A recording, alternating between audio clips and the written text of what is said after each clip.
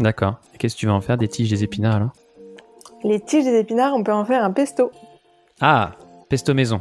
Ouais, un pesto maison. Partager les chiffres clés du gaspillage alimentaire pour que les participants repartent avec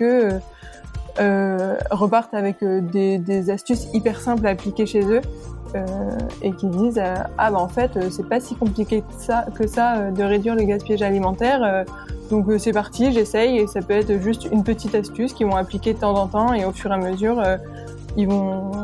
c'est un peu planter la petite graine pour qu'au fur et à mesure ils aient des actions de plus en plus importantes.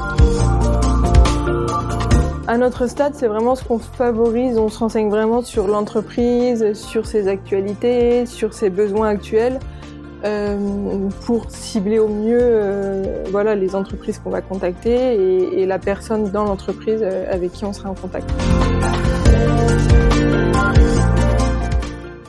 Bonjour à tous et bienvenue dans ce nouvel épisode de System Sales, le podcast qui interviewe les ingénieurs au parcours atypique dans la vente, l'entrepreneuriat ou la transition énergétique. Dans ce 4e épisode, je reçois Dorothée Bessière, cofondatrice de Save It et ingénieure INSA de la promotion 2017. Dorothée vit à Paris et a fondé sa start-up en août 2016. Au-delà évidemment de son choix de devenir entrepreneur dès la sortie de l'école, en passant par sa période d'incubation à Station F, Dorothée et moi avons aussi parlé de l'importance pour avoir du succès d'aligner son marketing et son business model sur ses valeurs personnelles. Enfin, évidemment, nous avons beaucoup échangé sur l'économie alimentaire et comment rendre la lutte contre le gaspillage à la fois ludique et délicieuse. D'ailleurs, à la fin de cet épisode, ne manquez pas une recette originale de gnocchi au pain rassis accompagnée de pesto de fan d'épinards. Il paraît que c'est délicieux. Je vous mets les détails dans la description. Et comme d'habitude, si vous souhaitez soutenir ce podcast, m'encourager et donc pouvoir continuer à écouter ces passionnantes interviews, je vous encourage à le noter 5 étoiles sur Apple Podcast et à laisser votre avis. Je lirai une sélection de vos commentaires à chaque début d'épisode. Bon là, honnêtement, j'ai regardé, il y en a que 2, dont un de ma femme adorée, donc je vais zapper cette étape. Mais la prochaine fois, je compte bien en avoir quelques-uns à vous faire partager. Donc n'hésitez pas à laisser un avis sur Apple Podcast ou directement sur la page internet du blog. J'ai ouvert des sections par épisode et vous pouvez laisser vos commentaires là-bas aussi. Merci à tous ceux en tout cas qui ont déjà laissé une note. Pour vos retours qui sont très positifs, cela me fait vraiment chaud au cœur. Si vous êtes une entreprise désirant sponsoriser cette émission, vous pouvez m'envoyer évidemment un email à contact@systemsales.fr. Le but étant de soutenir les frais inhérents à la production du podcast. Enfin, pour tous ceux qui veulent participer à l'aventure financièrement, le lien buymeacoffee.com/systemsales est dans la description de l'épisode. Allez, je vous laisse en compagnie de Dorothée. Bonne écoute. Bonjour Dorothée. Bonjour. Bienvenue dans cet épisode de System Sales. Je suis très heureux de t'accueillir. Oui, ravi de participer à ton podcast. Donc Dorothée déjà a un avantage certain sur tous les invités que j'ai eu jusqu'à présent, car Dorothée est avraise. Et oui, alors je sais pas si c'est un avantage, mais effectivement, je suis avraise. C'est un gros avantage, définitivement. Une grande qualité, c'est sûr. Toujours. La deuxième grande qualité de Dorothée, c'est que tu as fait l'INSA de Rouen. Effectivement, j'ai fait l'INSA de Rouen. Et j'ai fait la spécialité mécanique en 3e année. Très bien. Donc Dorothée est la cofondatrice de l'entreprise Save It. Est-ce que tu peux nous en dire un petit peu plus sur toi, sur ce que tu fais aujourd'hui ? Oui, avec plaisir. Alors Save It, c'est effectivement une start-up que j'ai fondée avec une amie que j'ai rencontrée pendant mes études, pendant un master en innovation et design thinking. Et le but de Save It, c'est de sensibiliser les consommateurs au gaspillage alimentaire. On s'est en fait rendu compte que sur toute la chaîne, de la fourche à la fourchette, c'était nous, consommateurs, qui gaspillons le plus, parce qu'on gaspille 3,3 millions de tonnes de gaspillage alimentaire chaque année en France, ce qui est considérable. Et c'est d'ailleurs plus que la grande distribution, contrairement à ce qu'on peut penser. Sauf que nous, petits consommateurs, on a très peu d'outils pour nous aider à gérer nos ingrédients chez nous, dans notre cuisine, gérer les dates de péremption, utiliser les ingrédients dans leur intégralité. C'est pour ça qu'on a lancé Save It. D'accord. Donc concrètement, on propose des recettes et des astuces pour utiliser les ingrédients dans leur intégralité, ne plus rien rejeter. Et depuis 2 ans, on fait aussi des animations et ateliers anti-gaspi en entreprise pour sensibiliser les salariés directement sur leur lieu de travail. Une sorte de team building? Oui, exactement. Team building ou alors des buffets avec des dégustations à l'aveugle. Voilà, il y a différents formats qu'on propose. Le but, c'est de s'adapter aux besoins de l'entreprise, à leur fonctionnement, etc. Donc différents formats avec le même but, partager les chiffres clés du gaspillage alimentaire pour que les participants repartent avec des astuces hyper simples à appliquer chez eux et qui disent en fait c'est pas si compliqué que ça de réduire le gaspillage alimentaire.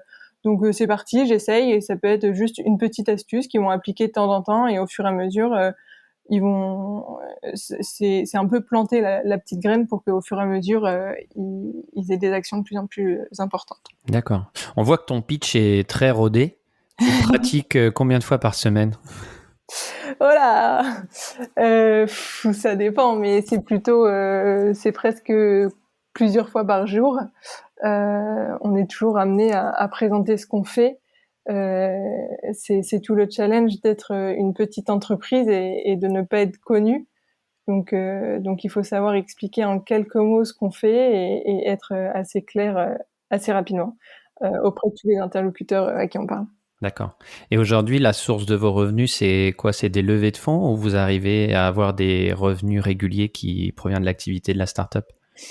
On arrive à avoir des revenus réguliers avec nos ateliers de cuisine.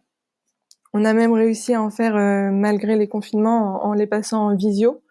Donc ça, c'est un modèle qui fonctionne plutôt bien. Et on a aussi développé une offre qui est pour l'instant un peu plus à ses débuts, mais qui concerne plus les marques agroalimentaires et les enseignes de distribution pour eux aussi les aider à communiquer auprès de leurs clients.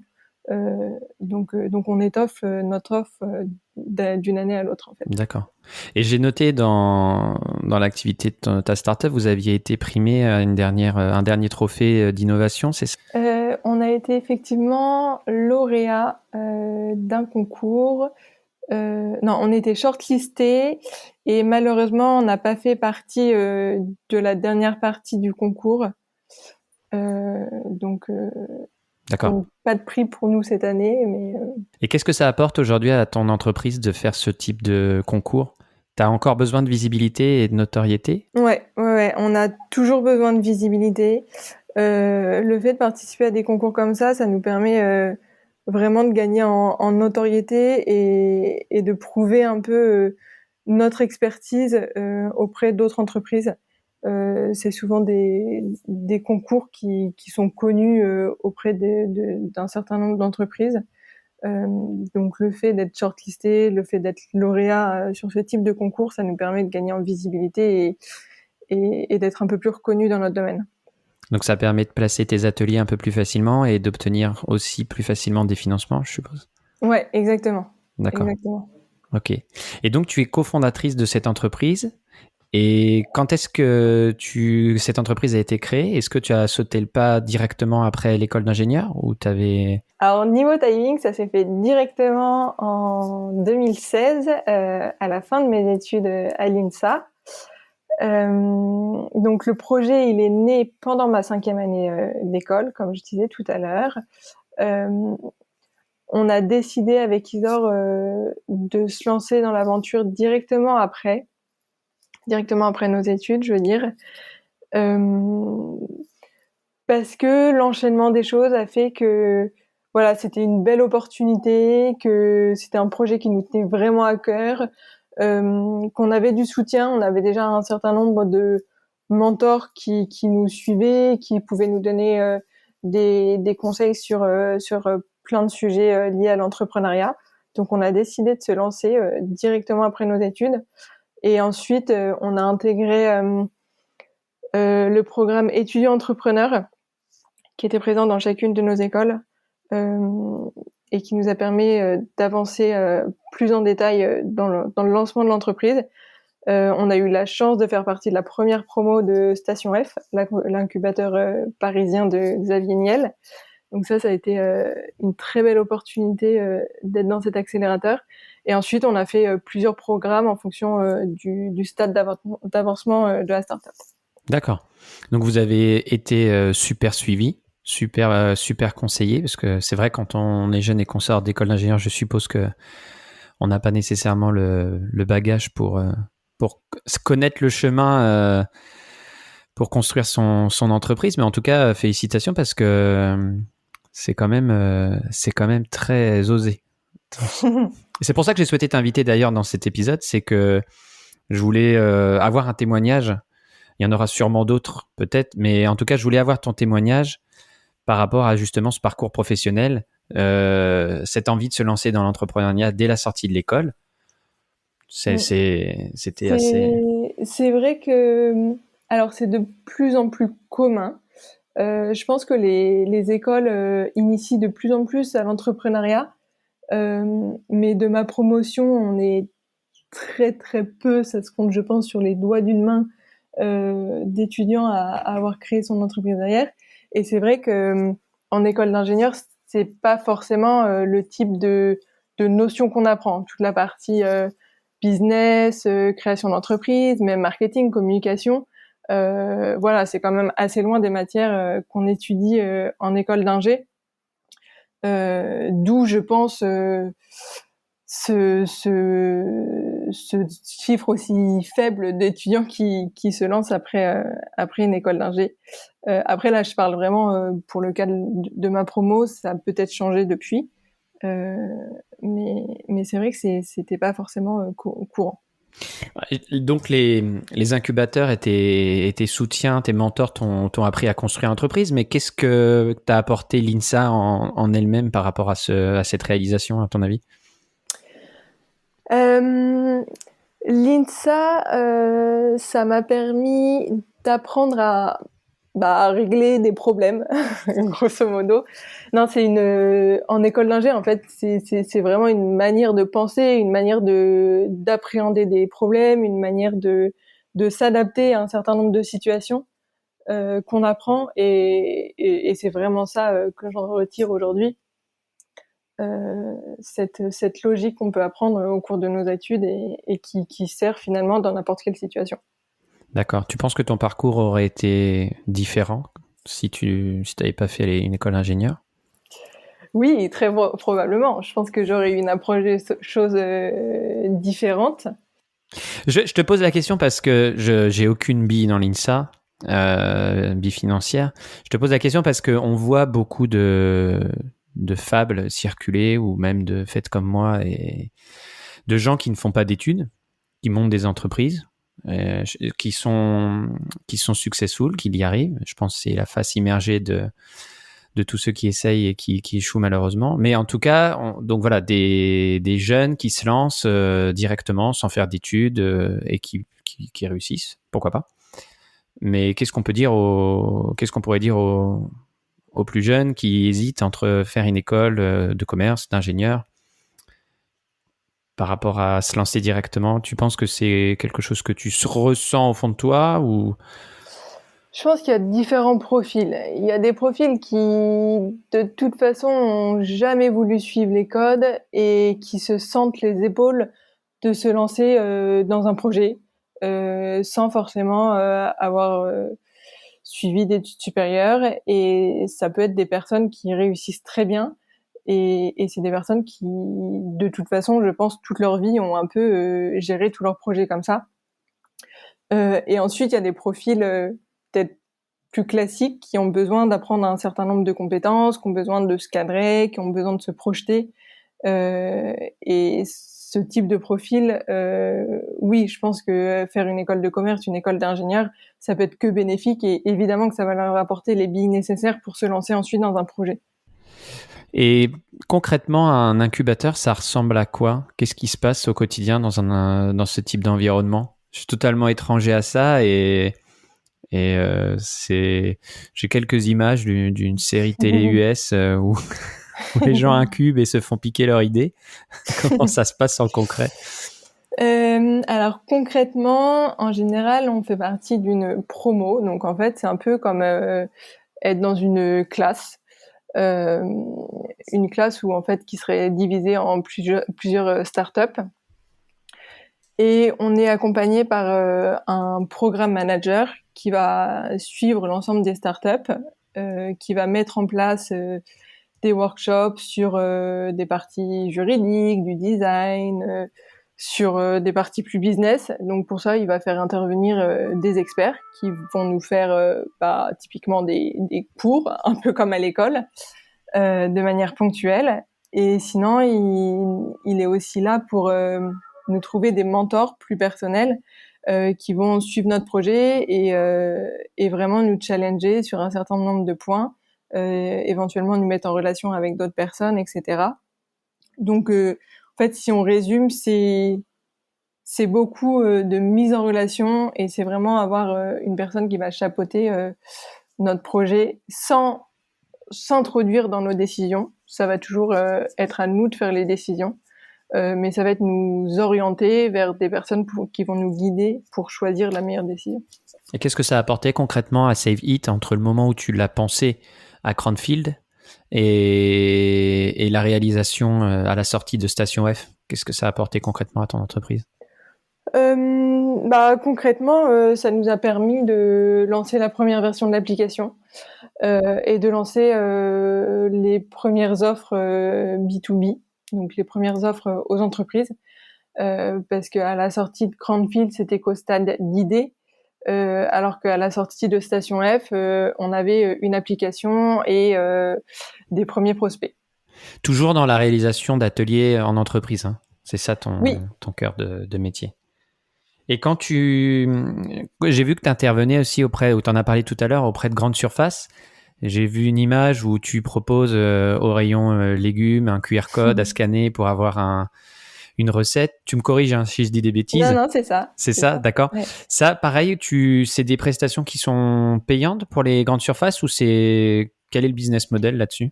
Ouais, tout à fait. Alors là, ce que tu as vu, c'est sûrement le test qu'on avait fait avec Carrefour. Donc là, c'était vraiment la première ébauche de cette offre qui consistait du coup en une partie conseil. Donc aider Carrefour à choisir le meilleur moyen pour communiquer auprès de ses clients à propos du gaspillage alimentaire. Et donc, on a eu toute une partie de brainstorming, de réunions avec différents services, etc., pour définir une solution qu'on a ensuite mis en place en magasin.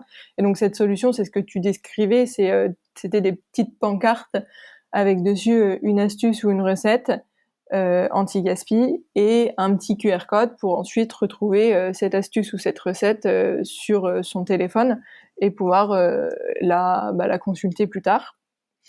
Donc ça, c'était vraiment la première ébauche parce qu'il y avait une grosse partie de service et donc de conseils anti-gaspi.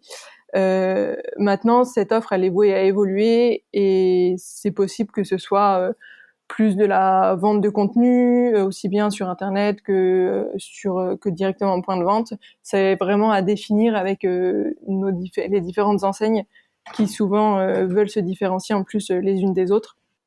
Donc là, on va être sur du cas par cas. Ils utilisent c'est dans leur budget marketing, sustainability. Ouais, voilà, RSE marketing. Ok. Et toi, du coup, en tant qu'entreprise, tu te finances aussi avec ces revenus-là. Ouais, exactement. Et qu'est-ce que tu vises alors pour Save It? Quelle est la perspective que tu te donnes sur les 5 prochaines années en termes de croissance ou en termes de développement d'activité? En termes de développement d'activité, notre but, c'est de devenir vraiment la référence anti-gaspi pour toutes les entreprises qui veulent s'engager d'un point de vue RSE et engager leurs collaborateurs avec. Donc, ça va être principalement développer la partie atelier et développer les offres, enfin décliner nos offres d'atelier pour atteindre un maximum de collaborateurs dans les entreprises. Dorothée, j'avais une petite question. Tu t'occupes de la partie marketing, si j'ai bien compris, Oui. entre autres. Comment vous gérez l'acquisition client, justement, au jour le jour? On a un site qui est bien référencé d'un point de vue SEO. Donc, il y a eu un gros travail de SEO sur le site, ce qui fait qu'on a beaucoup de clients qui nous découvrent directement en tapant des mots-clés sur Internet. D'accord. Donc, il y a beaucoup de trafic entrant. Ok. Et sinon, ça va être une stratégie d'emailing où on contacte des responsables RSE, des responsables communication interne, etc. Pour présenter notre projet et essayer de les transformer en clients. Et comment vous générez cette liste de prospects? Vous avez quelqu'un qui travaille là-dessus pour vous ou c'est vous qui faites le travail de SAP, de prospection? C'est nous qui faisons le travail de SAP. Et qu'est-ce que tu penses des outils un petit peu digitaux de marketing de masse, du growth hacking, comme on entend parler? Est-ce qu'ils se sont énormément développés suite au Covid, qui sont venus apporter des solutions rapides à tous les industriels qui manquaient de clients ou à tous les commerciaux qui manquaient de clients? Qu'est-ce que t'en penses, toi? Vous utilisez un petit peu ces outils de growth hacking là? Alors, on n'en utilise pas. Je ne saurais pas donner une réponse très détaillée à cette question. Après, l'avis que j'ai un peu à froid, envoyer un email de façon très massive à des centaines, milliers de personnes, à mes yeux, c'est pas forcément la meilleure solution. Je dirais qu'on favorise plutôt les messages personnalisés et vraiment cibler les personnes à qui on va envoyer notre offre pour avoir un meilleur taux de retour. Oui, parce que j'imagine que ta cible, finalement, elle est très réduite. Oui. Tu peux personnaliser à fond en te renseignant un petit peu sur ton interlocuteur, sur la personne qui est en face de toi. À notre stade, c'est vraiment ce qu'on favorise. On se renseigne vraiment sur l'entreprise, sur ses actualités, sur ses besoins actuels, pour cibler au mieux, voilà, les entreprises qu'on va contacter et la personne dans l'entreprise avec qui on sera en contact. D'accord. Note pour la fin de l'épisode, Dorothée nous doit une recette complète dans cet épisode. Hein. C'est un must-have. Au niveau, donc toi, tu t'es à fond dans l'entrepreneuriat. C'est un bon. Ok, tu as eu une idée que tu as développée à l'INSA et concours de circonstances, bah, tu t'es dit ça tient la route, le business plan, le market fit, etc. Est-ce que tu te serais vu quand même faire un boulot d'ingénieur un peu plus classique en entreprise par rapport à ta personnalité ou c'est finalement ça s'est bien goupillé, tu t'aurais pas pu faire autre chose? Non, en toute honnêteté, je pensais pas du tout lancer mon entreprise un jour. Enfin, c'était pas du tout dans mes projets quand j'étais à l'INSA. Donc oui, je me voyais tout à fait avoir un travail plus classique d'ingénieur. Tout ce que je sais, c'est que je voulais pas travailler en tant qu'ingénieur vraiment technique, dans le sens calcul, dimensionnement, etc. Et c'est pour ça d'ailleurs que j'ai fait Cranfield, c'était pour me couper un peu de cette partie très technique de l'ingénierie et plus voir ça en tant que gestion de projet, innovation, design thinking, c'était des sujets qui m'intéressaient beaucoup plus. Donc voilà, c'est tout ce que je savais, mais je m'imaginais plutôt salarié d'une entreprise que de monter une entreprise. D'accord. Et en tant que femme, est-ce que tu penses que finalement c'est plus facile de s'épanouir ou de... Les contraintes sont différentes quand tu es entrepreneur ou en entreprise? Alors, oui, c'est complètement différent. Dans les deux situations, évidemment, il y a des avantages, des inconvénients. J'ai l'avantage de pouvoir gérer mon temps comme je veux, Donc s'il y a quelque chose de personnel que je dois faire absolument à un moment, je le cale dans mon agenda sans demander l'autorisation à personne. Mais par contre, je sais aussi que si je fais pas les différentes tâches que je dois faire, il y a personne derrière moi qui va passer. Et donc il y a forcément cette comment dire, ce besoin, enfin une charge de travail, je pense, qui est plus importante quand on monte son entreprise. Ouais, ça c'est le propre de tout entrepreneur, j'imagine. Mais par rapport à la question d'être une, enfin, je pose la question parce que la proportion de femmes dans les écoles d'ingénieurs n'est pas si importante que ça. Mm-hmm. Et après, des femmes qui je connais pas les statistiques évidemment, mais des femmes qui font de l'entrepreneuriat ou qui sont sur des postes de commerciaux. C'est plus, ouais, je saurais pas dire en fait. Je sais pas du tout où va me mener cette question, donc c'est pareil, je devrais. Mais non, sérieusement, je discutais avec une autre collègue ingénieure de la même promo que moi, qui avait commencé sa carrière en France et qui était finalement partie au Canada et qui avait trouvé ça plus facile finalement et le milieu des affaires plus propice de l'autre côté de l'Atlantique en tant que femme. Mm-hmm. Bon, c'était son point de vue. Toi, tu évolues, tu cherches des clients qui sont des grands comptes, tu évolues dans un milieu de business en tant qu'entrepreneur. Le fait d'être une femme, c'est un avantage, un inconvénient ou c'est neutre pour toi? Honnêtement, je trouve ça assez neutre. D'accord. J'ai jamais souffert d'être une femme dans ce milieu, mais c'était aussi vrai quand j'étais en études et que j'étais dans une promo où on n'était que 10 filles et voilà, ingénieur mécanique, c'est vrai que c'était pas le domaine qui attirait le plus de filles. Donc voilà, depuis mes études, maintenant avec Cvit, c'est pareil.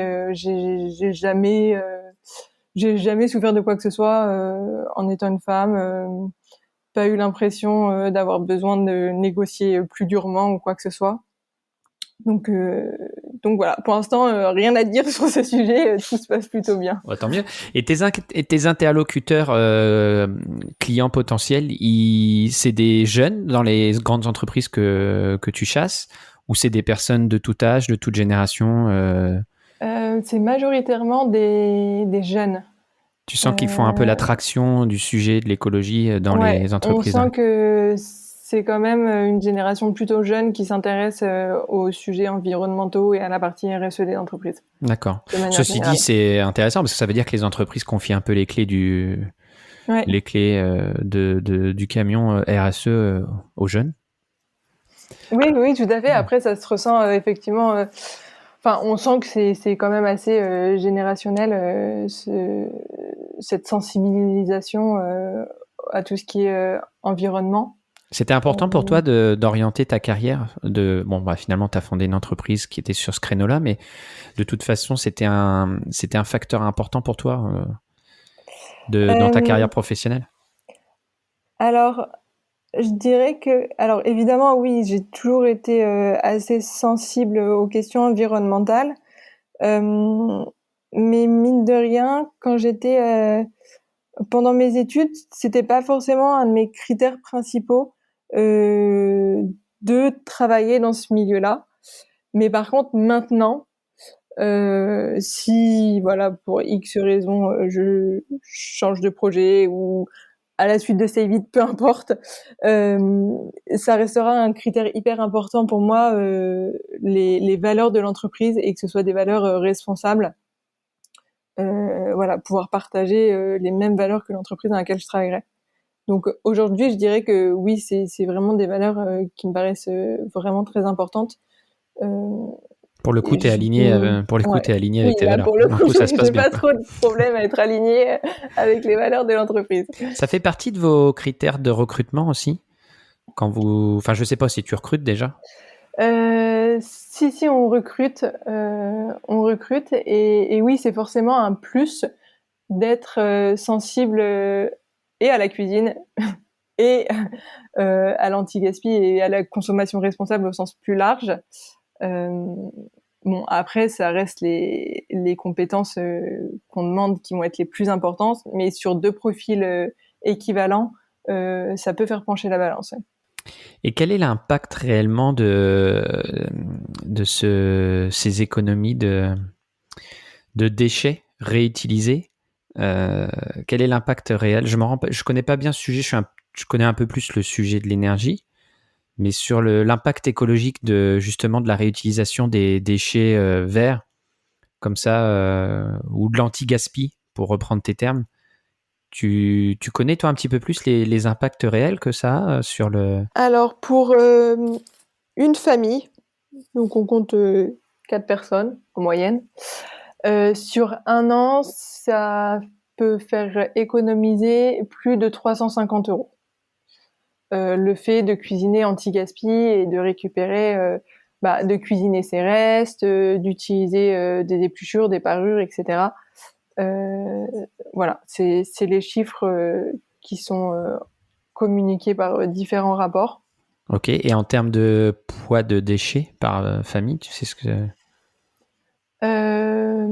Alors non, j'ai pas le chiffre en tête. Parce que j'imagine que l'impact sur l'impact sur l'écologie, il est là. C'est ce que tu sauves en tonnage de déchets, il n'est pas incinéré. Et de facto, tu as une réduction des émissions carbone.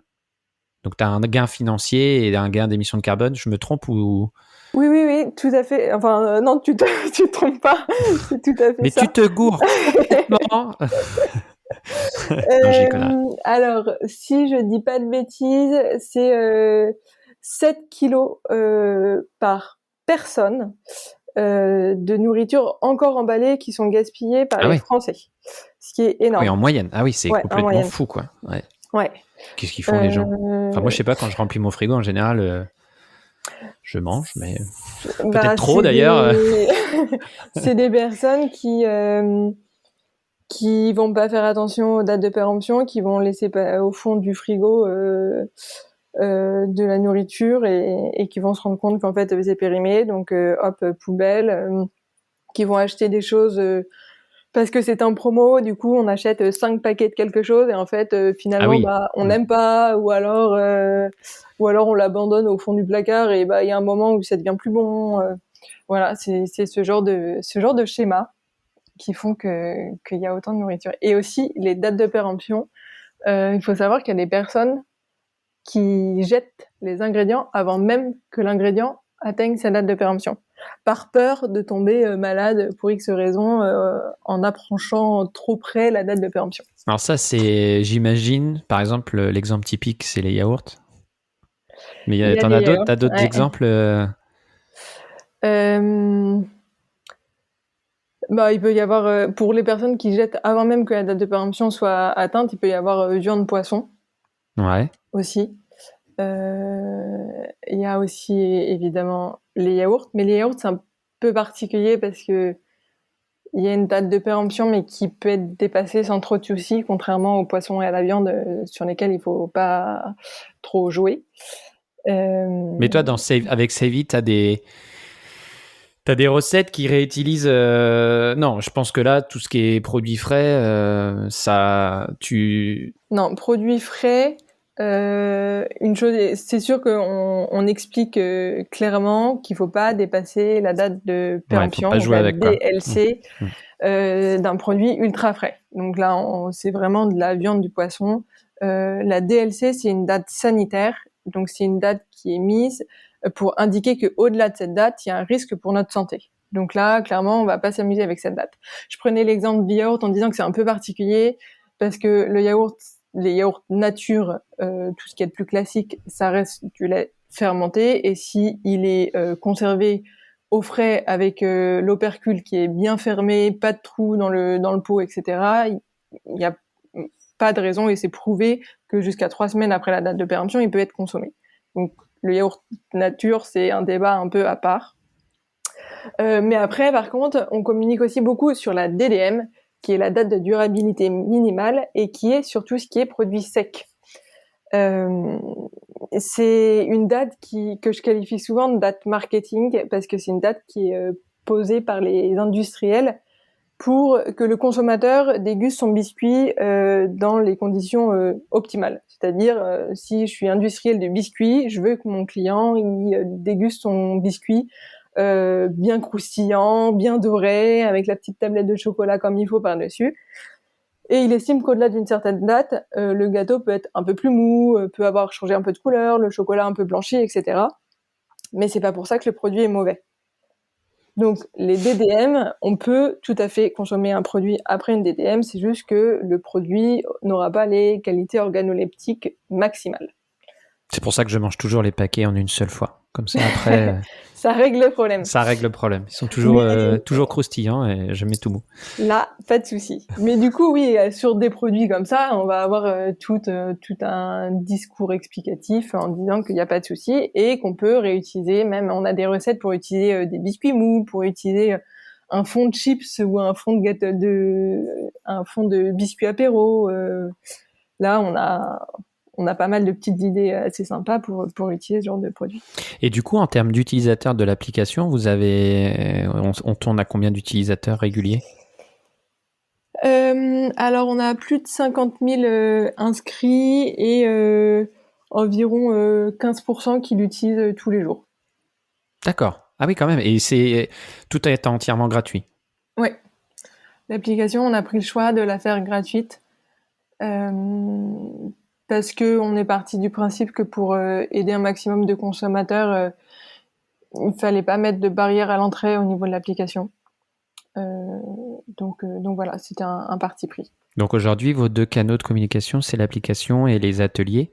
Mm-hmm. Ou vous avez d'autres canaux d'acquisition, pas d'acquisition, de communication ou t'envisages de vous lancer sur d'autres plateformes de communication ? Ensuite, côté communication, on a un site internet avec notre blog où on met tous nos articles détaillés et tout pour expliquer comment consommer, j'en sais rien, un brocoli qui est devenu un peu jaune. Voilà, typiquement. Et on est aussi très présente sur les réseaux sociaux pour justement engager aussi pas mal d'internautes. D'accord. Un brocoli jaune, question technique pour les parents qui nous écoutent. Est-ce qu'un brocoli jaune, ça fonctionne mieux avec les enfants qu'un brocoli vert ? Il faut tester. Il faut tester, m'envoyer un message avec la réponse. Ok. On fera un test. On fera un test AB. Brocoli vert, brocoli jaune, avec le même enfant, avec les mêmes conditions d'essai. Et donc, ouais, tu disais les réseaux sociaux. Quels réseaux sociaux vous utilisez et vous êtes actif de manière identique sur différentes plateformes ? Alors, on est présente sur tous les réseaux, donc Facebook, Instagram, Pinterest, Twitter, TikTok, partout. Et qui gère ça chez vous ? Du coup, vous avez des ressources dédiées à ça ou ? C'est moi principalement qui m'occupe des réseaux sociaux. Après, on est principalement actif sur Instagram et sur Pinterest. D'accord. Je dirais, ce que j'ai entendu dire, vrai ou pas, mais il vaut mieux peut-être se focaliser sur un ou deux canaux puis maximiser. Tout à fait. Ça sert à rien de s'éparpiller sur tous les réseaux. On sait qu'il y en a certains qui fonctionnent plus ou moins bien. On se focalise sur ceux avec la meilleure audience avec notre sujet. Et voilà, ça sert à rien de s'éparpiller dans tous les sens pour communiquer sur les réseaux. Et je dirais que ton activité se prêterait plutôt pas mal à une présence sur YouTube aussi, non ? Oui, alors on a quelques vidéos qui sont aussi sur YouTube. Les vidéos qu'on fait en fait des recettes, on les fait plutôt en format Instagram et pas en format YouTube parce que on avait l'audience sur Instagram, etc. Après, je pense que à l'avenir, oui, on va évoluer sur des vidéos un peu plus quali sur YouTube. Parce que toi, aujourd'hui, ton audience, ce que tu recherches pour la croissance de Save It, c'est principalement les prestataires, les clients privés. Le client B2C, lui, c'est une source de revenus pour toi quand même ou... À l'heure actuelle, non. Non, ouais. Par contre, c'est pour te faire connaître, quoi, dans un sens. Voilà, c'est ça. C'est vraiment de la notoriété qu'on acquiert avec le B2C. Moi, j'ai l'impression qu'il y a quand même je me permets, qu'il y a un axe de potentiel de développement. Quand je vois ce qui se fait sur YouTube en termes de qualité et ce que les gens financièrement arrivent à en tirer, je me dis, toi, avec avec le contenu que tu as et ce que tu proposes et le fait que tu sois quand même pas mal rodé maintenant, ce serait une source de croissance intéressante, finalement, en fait, en termes d'acquisition. On l'a dans un petit coin de la votre tête. Ok. Ouais. Bon, bah écoute, comme ça. Ok, bah écoute Dorothée, qu'est-ce qui te toujours autant motivé par l'aventure? Qu'est-ce qui te fait encore rêver par rapport à ton entreprise? Comment tu... Qu'est-ce qui me fait rêver? Question difficile. Honnêtement, on a tellement tout le temps plein de projets en tête. Nous, ce qui nous fait rêver, c'est de pouvoir partager notre passion, partager un maximum de nos astuces, de nos recettes, de faire grossir l'entreprise. On en est, mine de rien, on en est vraiment au tout début. Et on a des projets fous en tête qu'on attend avec impatience de pouvoir réaliser quand on aura plus de ressources, faire grandir l'équipe. Voilà. Donc, t'as encore plein de rêves plein la tête et des idées qui s'affoissonnent pour C8. Moi, je trouve ça génial. Une recette à nous donner? Une recette. La meilleure, évidemment. La meilleure. Et alors, ce qui est génial avec le podcast et le montage, c'est que tu peux prendre 2 minutes pour réfléchir. Et je meuble. Non, mais j'en ai une. Pas besoin de réfléchir. C'est la recette que j'ai faite la semaine dernière.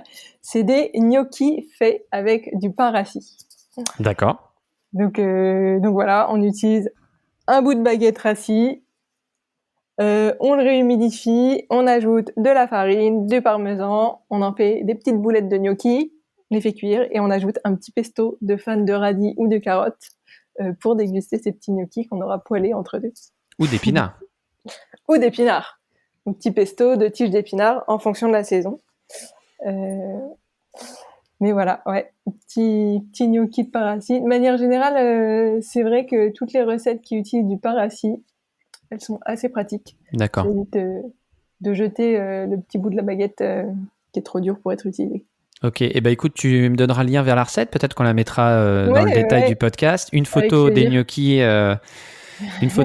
en question sur la pochette de l'épisode, et ce sera fantastique.